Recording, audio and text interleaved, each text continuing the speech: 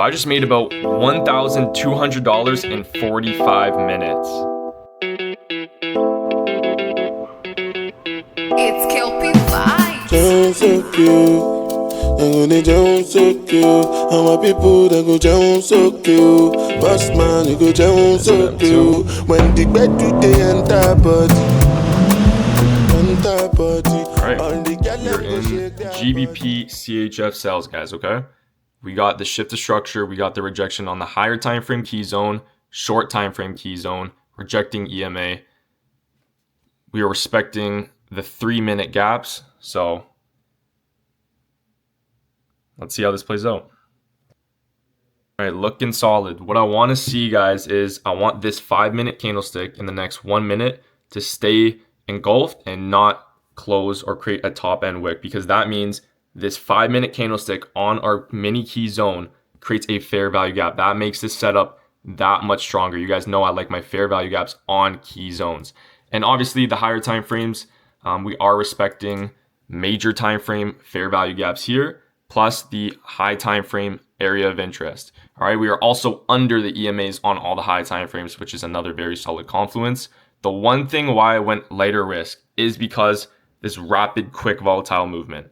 If price stays under this level here, this black line that I drew out, that's the 15-minute gap, then we are golden. So we have about 8 minutes where I really want to see this flush down. Otherwise, it's Friday, we may manage this trade. About to get TP1 right now. It's going to be this internal liquidity plus 5-minute fair value gap that taps into. What I want to see is, I want to see, boom, TP1 hit. We are up about $760. Let's go, guys. So this is actually on a live trading call with the group today, just to go over my whole thought process. So now what I want to see, guys, is if we retest, I want to see a retest of this 15-minute fair value gap, because we inverse the 15-minute fair value gap. I don't want to see us retest back to the key zone here. I only want to see us to this gap here to then continue if we want to retest. So I'm securing about 370. Now I'm going to let my winners ride, fully break even or to full take profit. All right, beautiful, guys. What I want to see now is a break and retest under this new key zone and fair value gap. If we get a break underneath that, then a little retest and we're okay. But now I'm trailing stop loss to where I just set my alert. But holy dump, baby, let's go. All right, beautiful, beautiful. Up about 535 on this runner. We have a lot of strong buying pressure here, created this whole uptrend, shifted this whole structure. So as soon as I see, I'm going to drop down to the low time frames. As soon as I see some major reaction, I'm going to fully secure my position and profit. Okay, I'm going to close the rest here off this reaction, guys. We pretty much hit full take profit for another $350. Boom. That's why you got to trust the system, and this is our edge against the market. 500 plus, let's go. And one of my one-on-one mentorship students also posted a win. He had a $440 day on the NASDAQ. He's using his own concept. So we have guys in the live trading calls getting all the ideas, and we have people taking their own trades using the profit playbook concepts. But yeah, just to recap, here is the beautiful trade. Here is our profits for the day.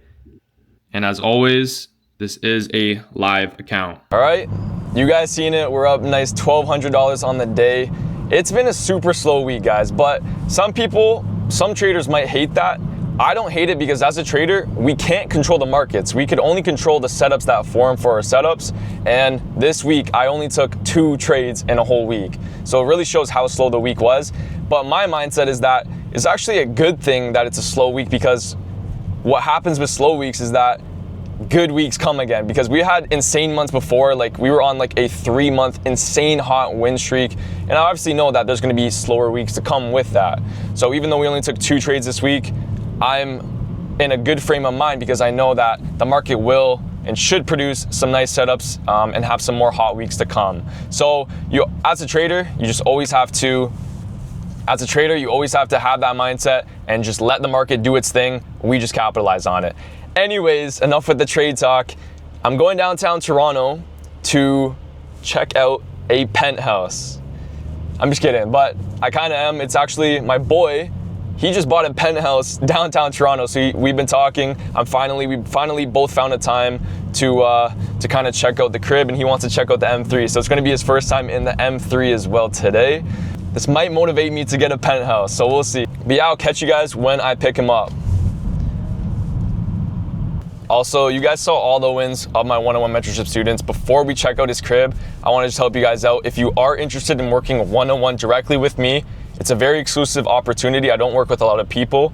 So make sure if you are interested, you have to apply in the first link of the description down below. So yeah, I am taking on a couple new students right now. Hopefully I like your application.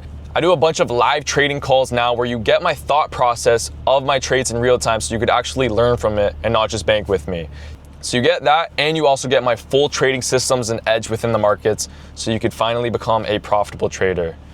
So anyways, let's check out this crib in downtown Toronto. Put this in M2.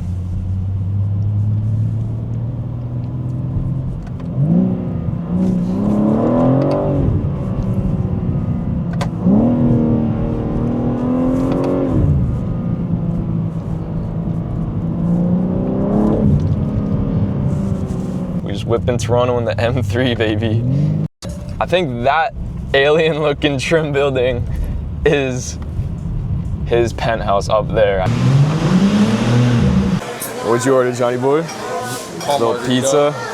Got seafood linguine, and my other boy got some other good form of pasta. But nice, calm Italian restaurant. Looks pretty fire. We demolished that pasta, and kind of sick because it's called Chibo, and you could see them all cooking up the food. And then the pizza was fire because you could see they have that pizza oven all the way back there, that wood oven. So that was probably close to an Italian pizza this guy has ever had. Bro, look at all the wine they got right in front of us, bro. If you actually look at that, it's crazy. This one, next stop, 44 floors up. Yeah, you know it's a sick crib when your ears kind of pop. Damn, I already see that view, bro. All right, shout out my boy. He wants to be low-key, so I'm gonna keep him out of it. It's totally cool. He's doing really well with his business right now, so congrats to him. But yeah, let's check out his place, downtown Toronto.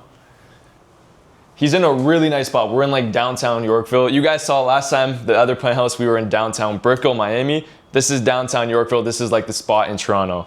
The craziest part about this, we have a nice couch, big TV, but this view, guys, is unreal. He showed me when this is nighttime, it is like 10 times crazier. But I'm not gonna lie, like I'm kind of scared right now, but that's how high we are. You literally has CN Tower view. We don't have the ocean, but we have the beautiful blue waters, which is Lake Ontario. You have the CN Tower, probably one of the best views you could get in Toronto. This is unreal. He has some mini cigars down there. On a nice hot day, I would just be chilling, smoking some cigars, enjoying this beautiful view, manifesting everything, because low-key, you can feel like Batman up here, bro. I'm not gonna lie.